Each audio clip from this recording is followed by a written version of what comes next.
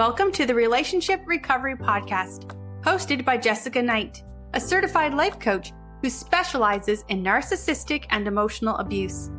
This podcast is intended to help you identify manipulative and abusive behavior, set boundaries with yourself and others, and heal the relationship with yourself so you can learn to love in a healthy way. Hello, on today's podcast, we have Ben Taylor. Ben Taylor is a self-aware narcissist, and he is back to talk about how to break up with a narcissist. We go through a lot of various topics such as hoovering, discarding, shame, blame, and control, all things that are very present in a narcissistic relationship. We also talk about some beginning steps of how to leave and how to get right with reality so that you can feel ready and prepared to leave the relationship. If you are wondering how can you begin to understand and break through emotionally abusive behavior, which, by the way, if you are with a narcissist, you are dealing with emotional abuse, what you can do is go on my website, emotionalabusecoach.com, and click on the Emotional Abuse Breakthrough Program. This program is designed to help you begin to break through the patterns of emotional abuse to see where you are in the cycle of abuse and begin to break free. This is just one resource of the many resources out there. In addition, there's an ebook online on my website called How to Break Up with a Narcissist, and it is a deep dive into how you can begin to break free from the cycle of narcissistic abuse. If you are listening to this and you are really driving with Ben and you feel like he is the person to help you on your journey, his website and all his resources are in the show notes under Raw Motivations. And so head there, follow him on TikTok, on Instagram, and begin to piece together for yourself what you are going through. Because the more clarity you have, the easier, quote unquote, don't want to use easier. The more clarity you have, the more aligned you're going to feel with the healing journey that you are going to be on. Here's Ben.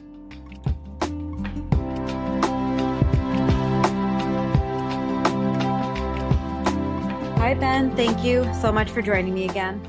Yeah, no, absolutely. It's good to be here. Can you tell us quickly who you are, what you do, and a little bit of an intro to you? Yeah, so my name is Ben Taylor. I'm a self-aware narcissist online trying to help bring awareness to narcissistic abuse and also to break people out of trauma bonds and being able to get away from toxic relationships, especially mentally and emotionally, to be able to have true freedom from those toxic relationships. Today, I wanted to dive into how to break up with a narcissist, which I know is such a very broad topic, but I was hoping that we could break it down a little bit as we tend to do and try and help people understand like sort of what are some of the elements that are going on when this is happening. But before we dive a little deeper, I was hoping that you could explain just a bit what a self-aware narcissist is and like what makes you different. Really what I'm getting at here is that, as you know, and in the work that you do too, a lot of narcissists, one, are undiagnosed, but two, they don't change. They're not self-aware. They may claim to be self-aware, but they are not. And I don't want someone to go into this thinking like, oh, well, he seems self-aware. My person is definitely going to change. Okay. Yeah, no, that makes sense. So I think like a big piece is like understanding that self-awareness doesn't mean change. Mm-hmm. And also that people really aren't looking for their narcissist to change. What they're actually looking for or wanting is transformation. Yeah. And the hard part there is the majority of times you will have someone who will modify, who will change, who will manipulate, who will twist different things to show an aspect of change, but it's not really transforming from the inside out. Typically, it's just modifying from the outside in. And so for me, the aspect of being self-aware is understanding, hey, this is who I am. This is what I've done. This is me owning it 100%. And working every single day to be able to counteract the thought process, the ideas that I have to be able to get back to the truth and back to the reality of the facts of the situation so that I can ultimately be free of those toxic tendencies and be free of the aspect that wants to have me go back to living a lie, living sedation, living a life that is not really joy-filled or that is not actually purpose-driven. And so being self-aware is just cracking the door open of the very beginning of the journey of working on myself. and being able to eradicate the lies that I believed and that I've lived and that I've told, and being able to work through a piece of honesty in all parts of my life to being able to say, hey, I'm going to actually show up different than how I've shown up before, not because I'm trying to win someone back, not because I'm trying to do this for my wife or my family, but because I know who I am without living this way and without being honest. And so that's where a big driver comes in of actually having this transformation happen from the inside out, because it's something I want versus like just modifying or conforming to what other people say or think that I should be. Yeah, I love how you said that with it's change versus a transformation. A transformation is so much deeper. And I really appreciate you outlining that, because I definitely think that's something people will be able to look at and say, okay, wait, yes, this person may quote unquote change, but are they really somebody who can, will, and would want to transform? No, 100%. I think a lot of times people are looking, and I mean, that's one of the most popular questions out there is like, can a narcissist change? Right. Hmm. And in all reality, like the answer is yeah, like they can change, and they change a lot. They morph for each person, they change for each person out there. New mask, new image, like all this kind of stuff changes. And it's kind of like if you picture like a triangle, like you can draw out a triangle in multiple shapes, in multiple aspects, one side being longer, shorter, like all different types. You can turn it, you can twist it, all this kind of stuff. But at the end of the day, it's still a triangle. And so, like, that's the thing is a lot of times people are looking at a change for a narcissist and it's still a triangle. Like, it's still the same thing. There hasn't been this actual transformation of like, what if that triangle became a circle? Like, it would have to actually change its entire structure to actually show up differently. And Hmm. so that's for me, like what I work on a daily basis with like weekly therapy, with daily meditation, with doing process called stacking, which is a little bit like cognitive behavioral therapy and like things Hmm. like that to be able to work on changing my mindset, my thought process, my values, my ideas, the stories I tell myself from the inside out. Yeah. Yeah. And which is it's so difficult, so necessary, but so difficult. And Hmm. I know how hard that is just from being a human being as well. In the topic today of beginning to discuss why it is so hard to break up with a narcissist. And I know you work one on one with people, but when I typically have one on one people come to me, what I notice is typically happening is that the narcissist will really start to hoover. So we might go and get some clarity. Like I might be working with the clients who really, they start to really see what they're dealing with. And then they start to try and break away. Everybody's situation is different. So it may look different depending on, if they live together, Hmm. if they don't, if they're in school together, if they work together, whatever that might be. And oftentimes they're trauma bonded. But on top of that, the narcissist is being extremely confusing. They might be saying things like, I don't want to be with you, or I never wanted to be with you. And then they might come back and say that I miss them and that they didn't mean to say any of those things. It creates such a dizzying process. Do you Hmm. see typical behavior in your work? Yeah, I would say fairly typical as far as like there's a lot of people that come into with a lot of fog, with a lot of confusion, with a lot of Mm. cognitive dissonance of like, well, he says this, but he's demonstrating this. He's saying he doesn't want me, then he's going back and forth, like the intermittent reinforcement, like the highs and lows, the ups and downs. So I would say that is pretty common when we're talking about narcissistic abuse, and especially at the end of the relationship, how things will change or morph back and forth. In your perspective, what keeps the narcissist in this cycle with someone who doesn't want to be with them anymore? Even if they have said something like, we will tell people all the time not to call someone a narcissist. It usually doesn't go well, but even if they've identified the traits, they know it within themselves. Mhm. What do you notice that like keeps the narcissist in the dance with, say, the victim or the healthy person? Two biggest things I would say would be image and control. Okay. So, image of how is this going to look if this relationship falls apart? Whether that's to how is this going to look to family, to friends, to parents, to coworkers, to religious organizations, to society? How is this going to look? And can I keep the facade that this is a great relationship? And then the other piece would be on the aspect of control of like, if I get out of this relationship, I lose this supply, I lose this control, I lose this person that might seem like it's the most awful thing, but I'm still in control of it.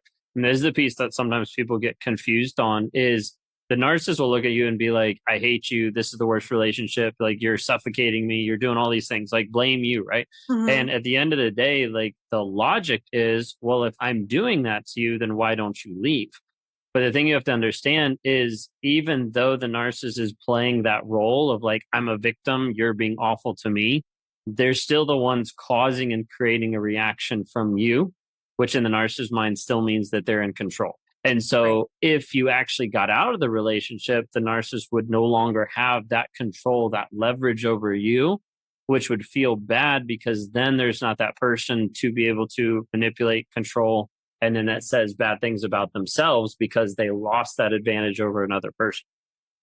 And when the narcissist continues to try and get back, well, so say they have lost that control, or the person they're with is starting to really separate and move away, are Mhm. they seeking? Is there a difference between control and supply, or does control feed supply? I would take more along lines of control feed supply. So like if I control you, then you're my supply, if that makes sense. Yeah. So like if the person starts to pull away, it's like, oh, like they're, and narcissists can sense this the majority of the time. Like he can sense like this person's pulling away or they're starting to disengage. So I need to up the ante, or I need to push a little bit harder. I need to love bomb. I need to step back in for a moment. So like there's this piece of like, oh, I'm losing control. And so you see this in the control aspect of like, okay, you just set a boundary. You just set a boundary. You just bucked up against my control. You just like limited my access to you. You just did something that doesn't let me do what I want, entitlement piece, right? So like Yeah. in that aspect, it's like the supply is the control in that aspect, because it's like, well, I used to be able to control you. Now I don't control you. Therefore, you're bad supply. And that's oftentimes where we see them start to have other side pieces or interact with other people. But there's still this piece of I can control your reaction.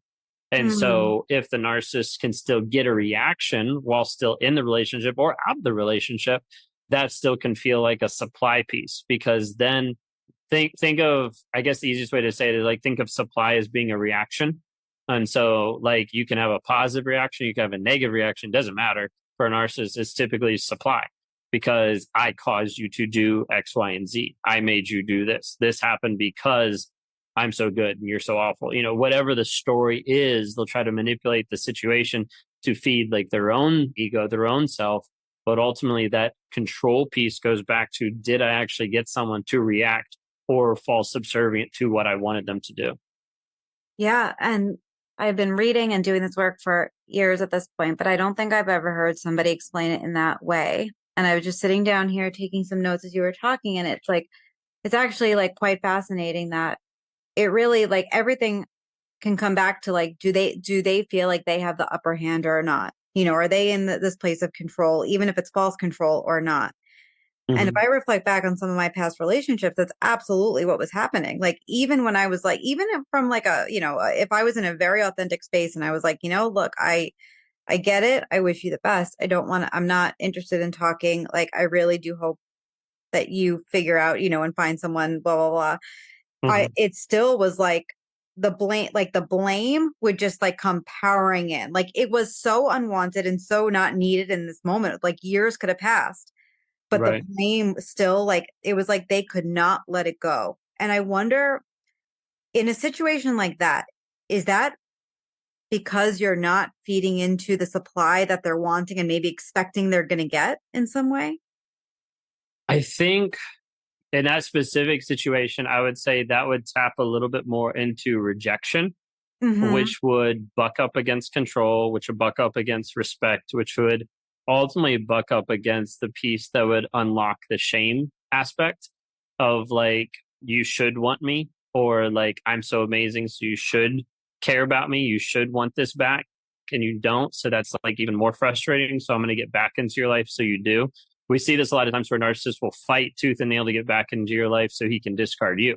You know, Mm. at that point, like it's already moved to a place of like, well, I'm just going to be vindictive to you. I'm just going to push back, in that type of a situation. Because you'll see like, oftentimes you'll see, so I guess let me phrase it a different way. So like control, for instance, control is not always just to control supply. Supply is a piece that comes out of control.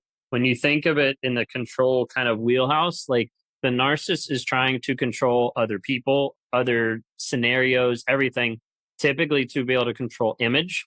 And the reason why they're trying to control image is to protect themselves from shame. So like I have to do everything I can to run away from shame, even if that means I have to control another person.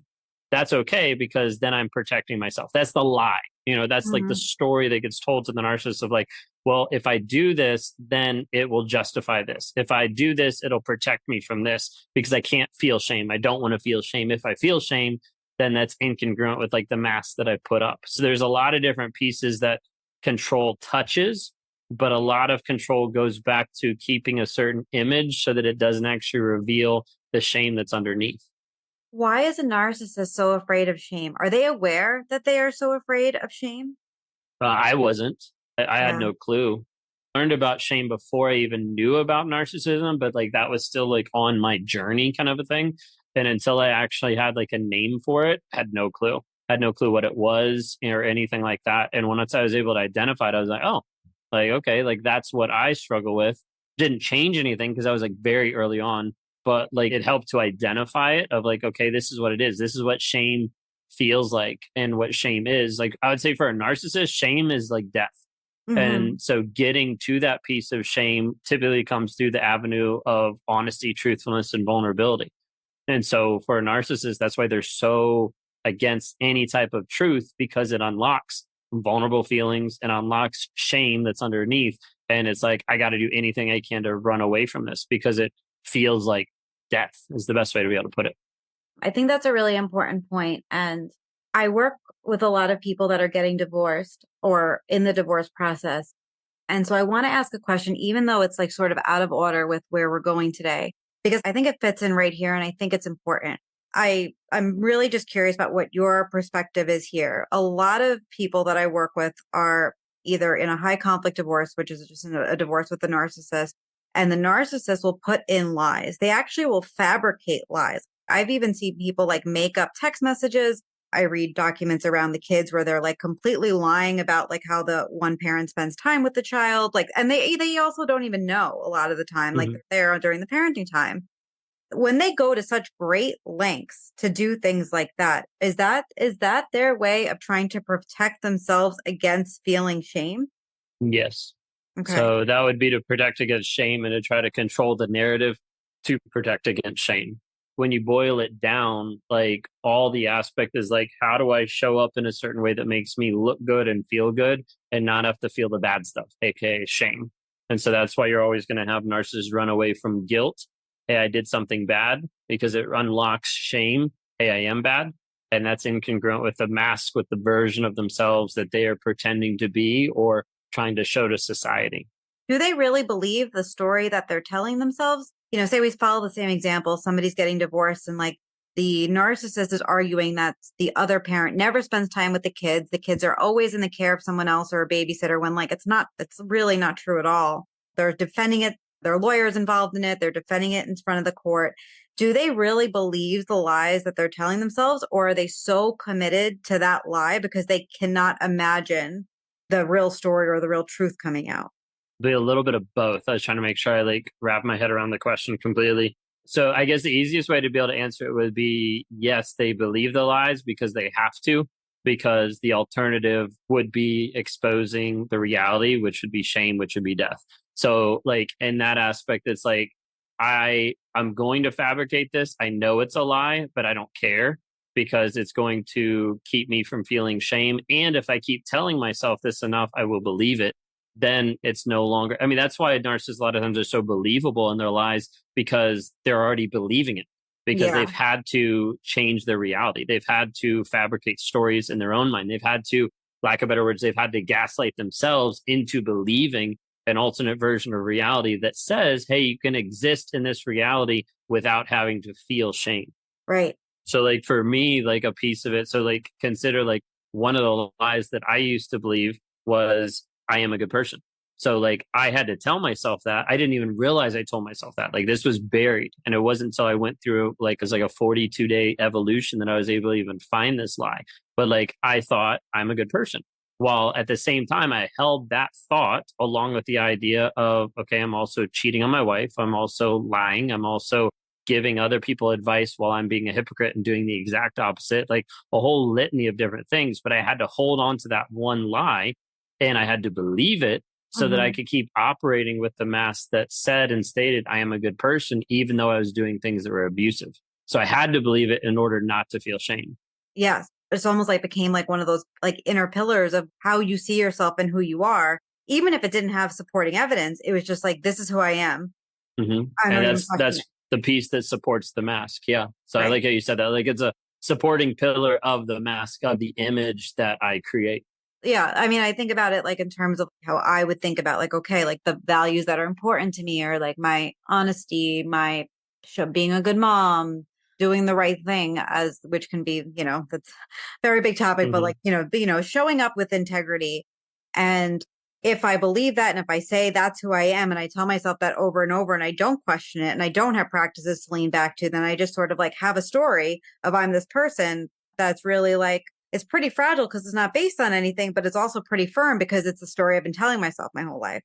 Right. So it can be really tough to then break away, which in an argument with a narcissist or in a breakup conversation with a narcissist is maddening, right? Because they're probably like, this is who I am and you're crazy when you're like, Hmm. oh my God, no, you're not. Yeah. No, I mean, that's a really good way to put it. And like that's the whole piece is like it has to be built on that pillar and that aspect of like, well, this is who I am. Even if it's not true, that's what they're going to hold on to so they don't have to feel bad. Yeah. Well, I want to take a little bit of a right turn over to how to begin to break up with a narcissist when all of this is going on, and so when all of this is going on and we're in a relationship with somebody that we're constantly gaslit, no conversation actually goes anywhere. They keep making promises that there is no transformation and there's not going to be. And say they have started to follow someone like you or me on Instagram and they start to put together some of the pieces of like, okay, wait, this pattern is what's happening in my relationship. I can't do this anymore. And like, maybe they get help or they get therapy and they decide they want to leave. The Hmm. narcissist will make it almost near impossible to leave the majority of the time, even if they also say they don't want the relationship. What are some of the beginning steps that you typically recommend to people if they are trying to break up with somebody who won't let them break up? Can you define more of like won't let them break up? I guess what I mean more, and I'm glad you asked that question because as it came out of my mouth, I was like, I need to be clear about that. I'll just give an example and we'll just use that example. So Okay. I dated somebody a few years ago who he kept saying like he's somebody who had like rage anger and it was he had a lot of emotionally abusive qualities, but he also had a lot of narcissistic qualities. And I didn't matter if he was a narcissist, if he was this, or was that. He definitely at the end of this, I kept trying to end the relationship and I kept trying to do it in a way that felt like, look, we're on different pages. It's okay. I don't want to be with you anymore. And then he would say, you too, I don't want to be with you, blah, blah, blah. And then it wouldn't even be 3 to 4 days before I got an email or a text. And then when I blocked him, it would be a letter. And then when I like would throw those out, it would be a gift. And then it would be his mom calling. And then it would be a conversation. And then it would be a promise to change. And then it would be therapy. And like, I was very aware of what was going on. So I didn't fall for a lot of it, but I have a lot of Hmm. clients that start to believe that these things are true. And I think because we all want these things to be true, right? It's really great if someone's like, holy shit, I treated you so poorly and I'm going to do all these things to change myself so I can be a better partner if you choose to one day have me back. That's not typically what happens. Usually there's a lot of blame and there's a little bit of accountability, but it's not really based on true accountability. It's not Hmm. a true apology. And so when I say it doesn't let them break up, I think that what I'm really referring to is like, one, how hard it is to actually like go to block someone. And if we're trauma bonded, how hard it is to even begin to tell ourselves that it's a trauma bond and it's not love because it feels like love. So you might be feeling, I'm so in love with them. I can't leave them and they keep coming back. We must be destined to be together. Hmm. You're not. And when we do a lot of personal work, when we step outside, we're able to then see, okay, this person is not the right person for me. This is what a trauma bond is. This is what I feel like, but it takes us a while to get there. And so when somebody is in the relationship and say the narcissist continues to hoover or they keep trying to get you back to discard you, I would say a lot of people don't know that that's happening when it's happening. You and Hmm. I think, see it clearly. People that have been listening to either of us for a while probably can start to see these patterns clearly. But when you're in it, I didn't see it for what that was. And so what would you suggest to somebody if the narcissist, say, was continuing to find ways to like reach out to you, to hoover, to even show up to where you are, and kept saying they didn't want to break up, but they weren't going to change? So the narcissist is saying they don't want to break up, but at the same time, they're either seeing, or the narcissist is like, I don't have anything I need to change. The narcissist is basically like, I'm sorry, I want to be with you, I won't do it again, but it's not based on anything. And like, we could just assume that somebody's been in the pattern for a while, but every time that there's an ending, they show back up. I even had a client this week, or last week, today's Monday, last week, who said her narcissistic ex, he cut off all communication, and then he started showing up at the supermarket, and it almost felt like he was waiting for her to like have a conversation or to give a false apology or to love bomb, but it was based on nothing. And so she started to feel like, I can't ever really break up with this person. They're not going. Right. I think that's the reason why I asked that question initially, because like, I think the words we give it is super powerful, because if we say that, then it's going to be the reality. And so like making sure that like all the clients know, like, hey, that is their choice and that's their empowerment to actually be able to do it. And no one can actually force you not to break up with them. And so like just making sure that like clients even know, and that people that are listening know, like, hey, no one can actually force you to stay in the relationship or to be in the relationship. But when we think that, oftentimes that's the first start of giving our power away to someone else. And as a result, it makes it very hard to be free from that person, because we've already like proclaimed that or declare that of like, I can't do this. If you say you can't, then you can't, because that's just the reality of what the words actually do, the progression that it'll actually do. I think one thing that's kind of clear, like one thing that needs to be addressed, and this might be a slight side note, but I think it might help with this situation, is understanding that at the end of the relationship, the narcissist will change anything and everything about themselves just to be able to keep you or get you back. And this is where a lot of people get confused, because they see at the end of the relationship, they see him change and they're like, oh my gosh, he's changing now. He actually cares. He actually loves. And what you have to do is you have to understand that the majority of the times, all of the change that happens at the end of the relationship is typically changes that you asked for throughout the relationship, that all of a sudden randomly happen at the very end. When you say that you're done, when you go no contact, when you say I'm over, like when you actually lay down the line of like, I'm done, then you will start to see random changes that have not been prompted by you in the moment, but have been prompted in the past. This is the key that people need to understand, is when you see these changes happen without prompting, it's not because the narcissist got to a place and had this giant epiphany. What's happening is the narcissist is realizing that all the previous ways to manipulate you are no longer working, and they have to be able to adjust their manipulation strategy.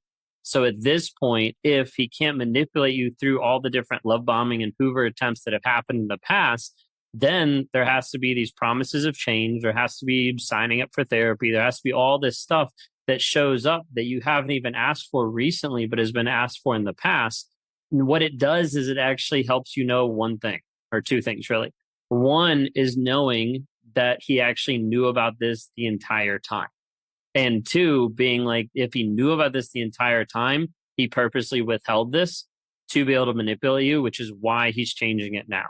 So like, I don't know if this helps as far as like diving into this piece of it, but I did want to kind of like just acknowledge that a lot of times people think that the narcissist is changing at the end of the relationship because they finally figured it out, or they have this epiphany of like, oh my gosh, I've been awful, let me fix it.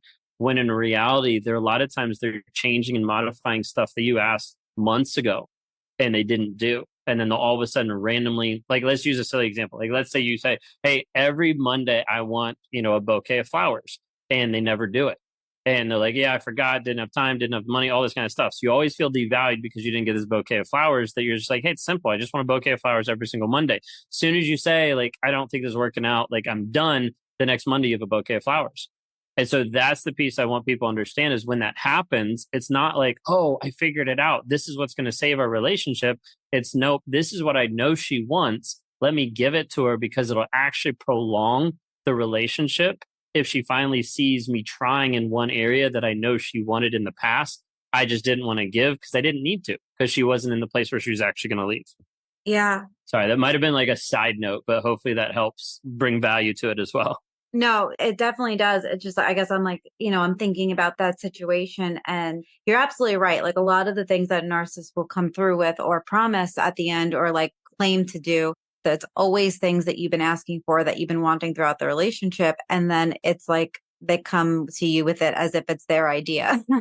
and it's like not Right. something at all that you've been asking for months, but this brand new idea that they have that they want, to bring forward. And it's infuriating. And it's also like it can be such a mind game to those going Hmm. through it, because it's like you wanted water for so long and now they're like, and you're dehydrated, and then they hand you a cup of water. Like it was so easy the whole time. Hmm. And when we're in that space or when we're trauma bonded, I don't think we think about it that deeply of like, okay, well, it's almost like, oh, well, maybe they care. It sort of like reinforces this feeling that's not actually true or based on anything for the Right. narcissist. No, absolutely. So I wrote down this question on my questions, and I actually, like, as I just reread it, it says, what is one way you can actually break away from a narcissist? And like, as I was about to read it, I was like, what I'm really asking there is like how to begin to break your trauma bond, which is a much bigger question. But I want to reword it and phrase it so that people have something a little bit more actionable to think about. What is one suggestion that you have of how somebody can begin to create some space from the narcissist so they might be able to get some clarity and begin to see what's happening and not fall into some of the same patterns? I think like creating space, sometimes it can come down to like very, very small practical steps, even if it'd be reducing communication to different venues or different aspects. But it could even be like putting your phone on do not disturb, or like muting that one person's text message just to be able to have a slight break where you're not as anxious about those text messages or those emails that are coming in. And then you check them like on the hour, or you check them like on a certain day or whatever it might be, to try to be able to just establish a little bit of a gap. Sometimes it's only like 5 minutes, but is trying to be able to establish a little bit of a gap about clarity. Whenever we're talking about clarity and even the initial stages of breaking a trauma bond, a lot of that comes back to getting really, really clear about the facts. Like, what are the facts of the situation? What is the actual reality? And this is hard for a lot of people. This is what I train in a lot, because a lot of people want to combine facts and emotions together. And we Mhm. actually try to take those and separate them, because if you're able to separate them, you're able to make clear decisions faster. If you're able to be like, okay, here's the facts, all the facts of the situation, and then this is how I feel about them, then we can make decisions. But if we kind of combine the two together, it makes it really hard, because then the person's confused of like, well, I have this feeling, but it's not actually factual. Like, I feel he cares about me, but it's not actually shown by evidence or demonstrated or factual, because he's not actually shown up in a way that's actually showing care. Does that make sense? Yeah, well, and it makes sense on the flip side of, I often say that like most narcissists act as if their feelings are facts. Hmm. So from like the opposite point of view, it's almost like, I think if we're beginning to separate that work for ourselves of like, what is a fact? Where do we land with some of this? And then being able to kind of just like look over at the narcissist and say like, they almost act as if every feeling is a fact, Hmm. and then that's like how they live their life. It's like, because they felt it, it must be true. And how ridiculous that is when we are living it, when we're doing this work, especially doing this work on ourselves, to be able to take that step back and say, okay, I need to start to question the way that I see things and to get clear on that, so that I'm, regardless if I stay or if I leave this relationship, I'm in it, and I'm with a clear head, and I Hmm. know what I'm doing. 100%. That's why, like, working with different clients or in different groups that I have, or communities or tribes that we run, like, my whole goal is not to get them to just go no contact, because that's not going to be good enough. Like, if I Mhm. tell them, hey, just go no contact, and we work through, or they're even at a place, just tell me what to do, and I'm like, go no contact, like, they'll go right back, because it has to be able to change like the thought process. We have to actually change like the story that's running through their head. Otherwise, there'll still be this opportunity for them to accept toxicity back into their life. So until we actually break down the facts of the situation so they can see clearly and see the truth of the situation, no freedom is really possible. Yeah. What would you say is one of the hardest things that you see in the clients you work with that keeps them, I guess, like in the cycle of narcissistic abuse, or one of the hardest ideas or concepts, or wherever they get stuck and that they're having trouble leaving? Like, what do you think is one of the hardest things or the the most complicated like parts that you see that someone goes through? That was a complicated question.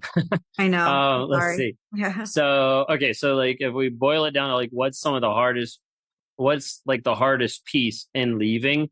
And I would say it'd be acceptance of the truth. Mm. Like, because the survivor has been going through so much and they believe their version of truth. And that version of truth might be influenced by their perspective of their childhood, their upbringing, their parents, previous relationships. And it's obviously impacted by the narcissist. And being able to have them understand, this is like the weird part. Okay. So, like, being able to have a person understand that your truth doesn't matter sounds kind of weird. So bear with me for a second, because your truth is based off of your own perspectives, ideas, thoughts, and beliefs. It's not based on actual facts. Not the majority of the time, it's not based on actual facts. So, like, if I would have, I don't know, popular, like, if I would have done something different, if I would have been better, if I could have done this, then he would have loved me. If I would have given him more sex, then he wouldn't have left me. Like, all this kind of stuff. They're all different truths that they think they have, but they're not actually based on facts. And so when we're able to actually break that apart, and this steps into a piece of like radical acceptance. But when we're able to break it apart and be like, okay, let's get down to the actual evidence. What was actually demonstrated? What was actually shown? Did he do this? Yes or no? Well, he kind of did. Okay, did he actually do it or did he not do it? Was it 50%? Like, getting really clear. This is the part that people are not automatically good at, of like getting really clear of the facts of the situation. Well, he said he cared about me. Okay, well, how did he demonstrate it?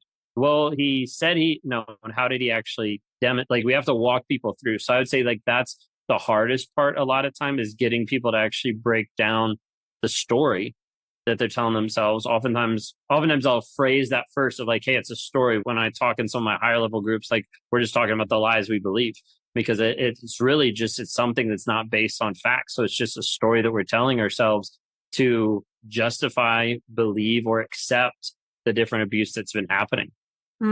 Yeah. I would have said the same thing. I usually call it get right with the reality, or how do you get right with the reality of what's actually happening? And it's a lot of journaling, and it's a lot of going back and really asking yourself, do I have evidence for this? Oh, well, he says he loves me. Okay. Are there actions? Like, how does he show that? What does that mean? What does that look like? And all of that, it's so deep, and I think it's such an important step in this process, because it gives you that sense of having an inner dialogue and a sense of self that is grounded and that you can trust, because you've done the work to hear your own voice and to trust it. Right. No, absolutely. So like, we kind of walk people through, I'll give you kind of a quick aspect. We walk people through like a framework to actually like work on reframing the mindsets. We do it inside of a lot of digital tools that we have that I call stacking. It's what I do every single day that helps me rewire my mindset. We take people through it in the Clarity Challenge. It's in my upper levels inside of my Thriver community or my mastermind, where people are sharing these stacks every single day. But it's a simple framework that kind of boils down to, first off, being stop, which is the aspect of like stop and actually like acknowledge, wait a second, the reality that I'm in right now might not actually be true. So like, what I'm believing in this moment might not actually be true. So I need to be able to take a moment to step back, kind of put some of my feelings and emotions on the side and be like, can I actually look at this from a strategic or a logical standpoint? Can I actually break this down with the actual facts? And so then it moves from stop, it moves to submit. And the submit piece is actually, can I actually submit my reality to the facts of the situation? Not my feelings, but just to the facts. And be able to see, okay, this is the evidence, this is what was demonstrated, this is what we've seen. And then we move to the third stage, which is called struggle. And that's where we're struggling with, okay, how do I come to terms with these facts that are here and the story that I've been telling myself? So what I want to believe this, but I actually don't have the evidence to be able to justify it. And then the fourth step is strike, meaning like, now we need to actually take an action. Be like, we've actually looked at this, we've gone through it, we've wrestled back and forth with the story that we actually believe. Now we actually have to adopt a new story, or we have to adopt a new direction that we're going based on the facts that we know are undeniable, that are irrefutable, that are just the actual proof of what was demonstrated, what was shown. And in doing that, I mean, that's like a snapshot of like what we do. It's in a much longer process. But in doing that, people are able to, how I normally phrase, rewire their thought process and get back to an actual reality that's based on facts versus emotions or feelings or a truth aspect that's not always grounded in reality. Yeah.